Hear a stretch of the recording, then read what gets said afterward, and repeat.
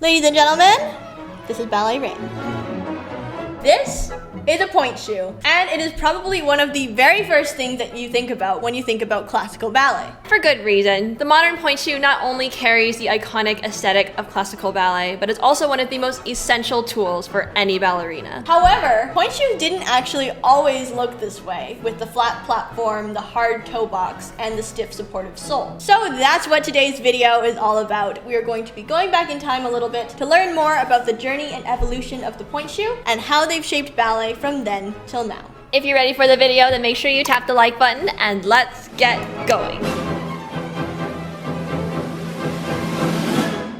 So the first stop in the pointe shoe timeline is all the way back in the 15th century. And this is where ballet as like a general, ballet in general starts emerging as a court dance during the Italian Renaissance. Ballet in that time, it looked absolutely nothing like what you see on the stages today. There were no such acrobats getting your legs up by your ears or anything like that. No big jumps, no crazy turns, no big lifts either. And most importantly, as pertaining to the pointe shoe, there were no pointe shoes at this time. Instead, ballet was performed in little heeled shoes as was custom in those days. And that's honestly crazy to imagine. Like how we got from a court dance, like a very structured, poised dance, into like something that's become so extreme. You know, you have to be an athlete at the highest caliber to make it as a ballet dancer nowadays. So that's kind of crazy. Ballet continued to be performed in little heeled shoes all the way up to the 1730s, where we meet a famous ballerina under the name of Marie Camargo. Now, Marie was a ballerina with the Paris Opera Ballet, which is the first company and the first ballet school in the entire world, as you'll recall from our ballet styles video, linked above and below. Marie was a very, very strong dancer. She was said to be as strong, if not stronger, than the male dancers. And in the name of pushing the boundaries a little bit in terms of ballet technique, Marie was allegedly the first person to remove the heels off of her dancing shoes, thus inventing the very first ever ballet slipper. We're not at pointe shoes yet. No, not yet. But at least we've removed the heel. We removed the heel. We're getting somewhere. And this change from heeled shoes to ballet slippers was extremely pivotal for ballet because now dancers were able to accomplish things that they couldn't before. Exactly. You know, higher jumps, better footwork because you're able to utilize the full foot. It gave the dancers a lot more range of motion through the foot and enabled them to sort of unlock new power and do steps that they weren't able to do before. And from this point, with Marie's new invention of the non-heeled ballet slipper, ballet technique and sort of the vocabulary of ballet steps began increasing very rapidly.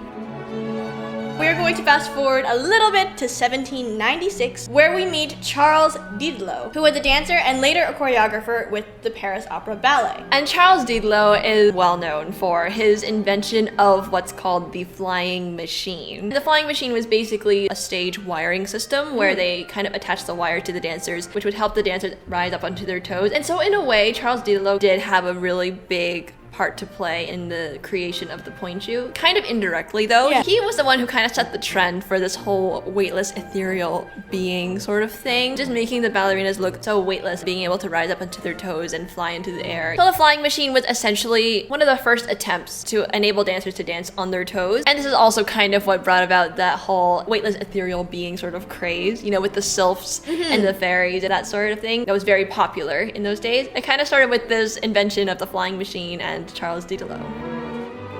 From here, the weightless ethereal illusion trend started growing, and there were lots and lots of other dancers and choreographers that were trying to experiment with this ability to lift up on your toes, but without the help of wires. There were a lot of different attempts to incorporate pointe work and the like into ballets, and by the 1820s, we were actually seeing quite a lot of progress. The ballerina Amalia Brugnoli was among the first to attempt this feat of pointe work without any wires, and there were a lot of others in different areas around the same time. At this time, obviously, dancers were still dancing in just ballet slippers. The shoes were nowhere near supportive enough to allow them to dance on pointe for a long time. So pointe work at this time was considered much more of a stunt or a trick. The dancers would just rise up quickly, usually with a visible amount of effort and help from the arms, to get up onto their toes and come down right away. Because the shoes were nowhere near supportive enough to do anything more than that. Don't try it at home, kids. Yeah, don't. Don't try it at home. Be safe out there.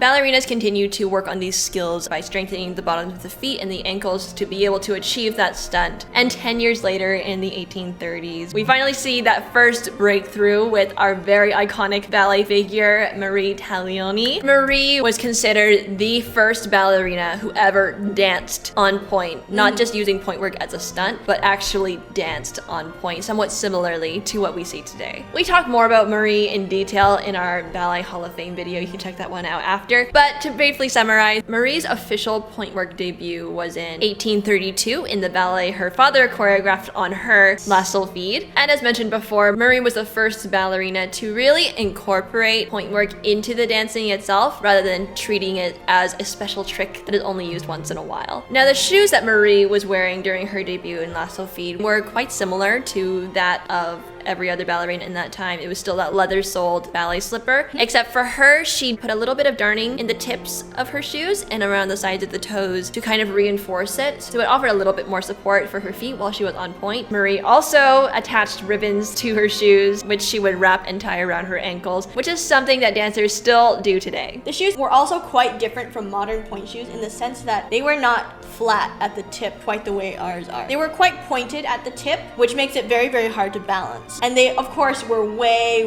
less supportive than these ones. It was still very much like going up on pointe in bare feet. The dancers of those days had to rely on the strength of the foot, the strength of the ankle, and a significant amount of hopes and prayers. Nevertheless, Marie Taglioni's pointe work was a huge sensation, and she was instantly rocketed to superstar status. Marie are always amazing people in the ballet world. Yeah, Marie Camargo invents the ballet slipper. Yeah. Marie Taglioni is our first breakthrough In like actual dancing on pointe. Comment below if your name's Marie. Skipping over to Italy now, taking a break from Paris, we're going to Italy in the late 19th century, and here the pointe shoe goes through a huge glow-up period. Italian shoemakers were really starting to experiment with the whole construction of the pointe shoe, and this is where we start seeing a little bit more of a flatter, reinforced platform, finally. And they also started experimenting with adding a little bit more fabric and glue into the toe box of the shoe, which is one of the first appearances of the pointe shoe toe box. Because of these adaptations to the pointe shoes, ballerinas were able to really expand the pointe work vocabulary and incorporate a lot more tricks and virtuoso steps. In fact, this is the time where Perina Lignani was able to accomplish the very first ever 32 fouettes in Swan Lake. It's really fascinating to see through the years how the shoes enabled the dancers to keep doing more. And really pushing that boundary in the vocabulary and continuing to expand ballet as it is. And so many iconic ballet history moments were owing in part to the pointe shoe. Yeah. These glowed-up, reinforced Italian pointe shoes continued to serve dancers for many years, all the way up into the early 20th century. And here we meet another one of the icons we talked about in our Ballet Hall of Fame video, Anna Pavlova, who we know and love so much. And as mentioned in that video, Anna had a lot of instability and weakness in her feet. She had very, very archy, bendy feet, and obviously the pointe shoes of this time were not near supportive enough for her to be able to accomplish the things that other ballerinas were at the time. Especially considering that the Italian ballerinas of that time that were wearing these shoes were already very, very strong, technically. They were famed for being strong dancers, technically strong dancers, and able to do a lot. And Anna was not like that. So to mitigate her instabilities, Anna put a very stiff piece of leather into the sole, which will later become known as the shank of the modern pointe shoe. She also had the box of the shoe hardened even more, and she widened the platform of the shoe for better balance. Yes, and though it really helped Anna's dancing personally, the act of strengthening the shoe to help with balance and stability was all very much looked down upon and kind of shunned in a way, because the wide platform didn't really suit the aesthetic or the ideal of the time. Anna herself was also kind of ashamed of her alterations to her shoes, even though they did help her to dance. And reportedly for photographs, she would always remove the stiffened shank if it was just for a pose, and she would have the artists touch up the shoes so they looked like they had a much more pointed tip. Regardless of all of this, the changes that Anna made to her pointe shoes would actually carry over into today. And even now, Anna Pavlova is credited as the inventor of the modern pointe shoe. Because we're finally seeing all of those modern components in the same shoe together. We have the stiffened shank, we have the hard box, we have a wide and flat platform. We're pretty much all the way there. Though Anna's invention of the modern shoe was looked down upon at first, of course, later it became the standard, and now everyone was stiffening their shanks, everyone was widening their toe box, and because of this, the ballet vocabulary and the amount of point work steps also increased dramatically. And with that expansion of ballet technique comes the demand for harder, more supportive shoes, which then in turn allows the dancers to push the boundaries even more and then demand more from their shoes. So it became this cycle of ballet technique and the pointe shoes kind of growing and changing together. And this happened all throughout the 20th century till we end up with the traditional pointe shoe that we know today. The toe box is reinforced with a lot of, burlap and glue and pasteboard to really harden and reinforce the toe box to support the toes. The platform of the shoe that you stand on is hammered completely flat and is often quite broad now. And the shank of the shoe, the sole, comes in various different hardnesses depending on the dancer's preferences, skill level, and sometimes even the role that they're performing. Although the one thing that has kind of remained stable from the beginning of time until now is the satin exterior of the shoe. The standard color is pink, although most companies will have a multitude of different colors to choose from, ranging from different skin tones and even white and black and red, etc. These traditional shoes are still created by a majority of the pointe shoe companies around the world with lots of different models and different sizing options available to fit different kinds of feet. And though we have followed pointe shoes all the way back up to the present day, pointe shoes have taken one step further, beginning in the 1990s, where companies began innovating with creating pointe shoes using more modern materials and technology. For instance, Gaynor Minden, which the shoe happens to be, and there are also lots of other brands. There's Actable, and I even feel like Block has a couple of, modern material pointe shoes, not traditional burlap glue pointe shoes. They use a lot more modern materials to strengthen and support the shoe, and a lot more research about dancers' foot health has been going into a lot of modern creation of shoes. Even Nicolay now, like they have different glues now that are like more shock absorbing, and they're starting to experiment with glues that don't break or die as quickly. You know? Different companies are definitely taking that innovation very seriously, and I think it's really good that companies are starting to prioritize that. Yeah, dancers being the athletes that they are now, because the ballet technique has advanced so much, we need that.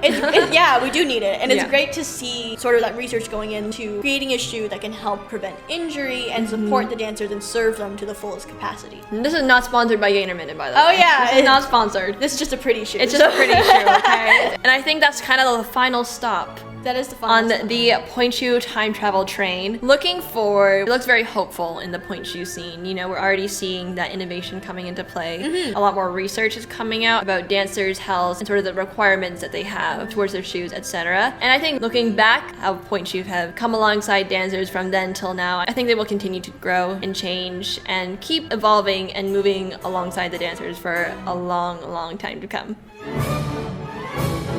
So there you have it, you guys. That was a brief recap of pointe shoe history.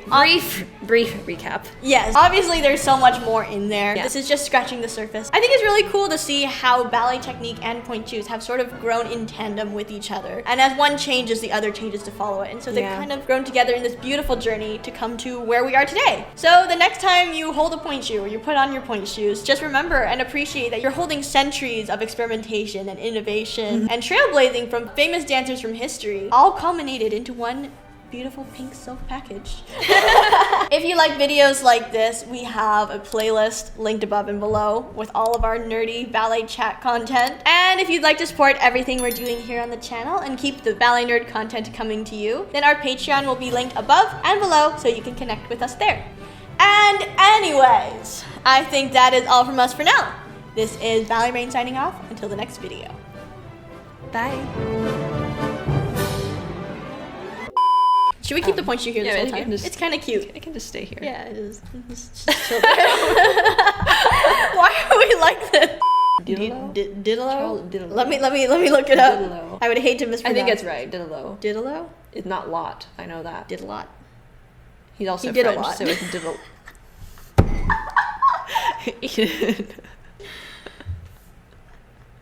This is so embarrassing. You know they're gonna put this in the blooper reel. You know this is going on public television. It's Diddalo, okay? He's French. So dumb. Yeah, it was. first to tell you.